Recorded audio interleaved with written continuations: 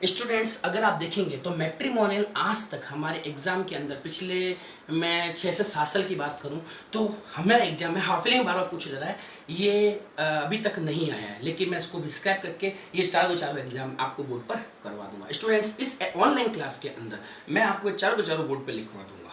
ये मेरा ऐसा विश्वास है कि अगर ये क्वेश्चन एग्जाम में आता है तो एडवर्टाइजमेंट नाम का क्वेश्चन एग्जाम में आता है तो इन 4 से बार नहीं आएगा स्टूडेंट्स।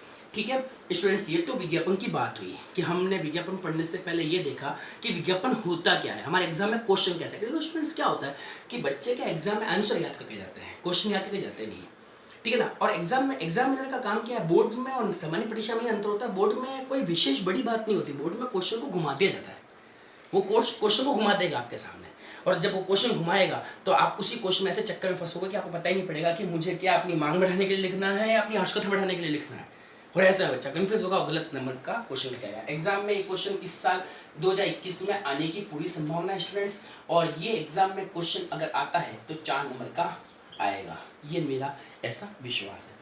स्टूडेंट्स ये तो एडवर्टाइजमेंट क्या होता है इसके बारे में बात करिए। अब एडवर्टाइजमेंट का फॉर्मेट क्या होता है, एडवर्टाइजमेंट लिखने का तरीका क्या होता है। एडवर्टाइजमेंट लिखने का तरीका रेक्टेंगुलर बेस पर होता है।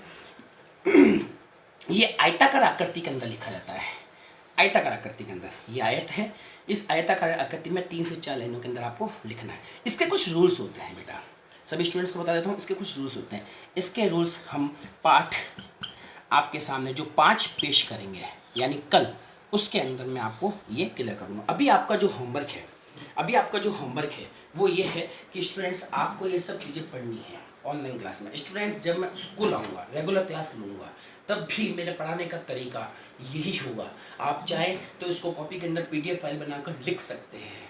अगर आपके तरफ से ये लिखा हुआ होगा, तो आपको भी कम मेहनत करनी पड़ेगी, मुझे भी कम मेहनत करनी पड़ेगी, और हम इसको ज़्यादा से ज़्यादा रिवाइजेशन कर पाएंगे। क्योंकि स्टूडेंट्स चाहे कुछ भी हो जाए, सर चाहे आपको ये चीज़ बता दे, मैं आपको चाहे ये चीज़ बता दूँ, या कोई अलग इंसान आके आपको ये चीज़ बता दे, स्टूडेंट्स पढ़ना आपको है, पढ़ाना मुझे है, और सर को रिजल्ट चाहिए। और आपके जहाँ तक मैं समझता हूँ सर को ही नहीं, आपके माँ बाप को भी रिजल्ट चाहिए। तो मैं ये समझता हूँ स्टूडेंट्स कि अगर आप ये चीज़ सही ढंग से पढ़ लेंगे, कर लेंगे, तो आपका भी टाइम बचेगा, मेरा भी टाइम बचेगा। तो लेट्स स्टूडेंट्स हम पार्ट 5 के लिए कल मिलेंगे। उम्मीद करता हूँ कि आपको मेरा ये क्लास जो है पार्ट 4 में समझ में आई होगी। धन्यवाद।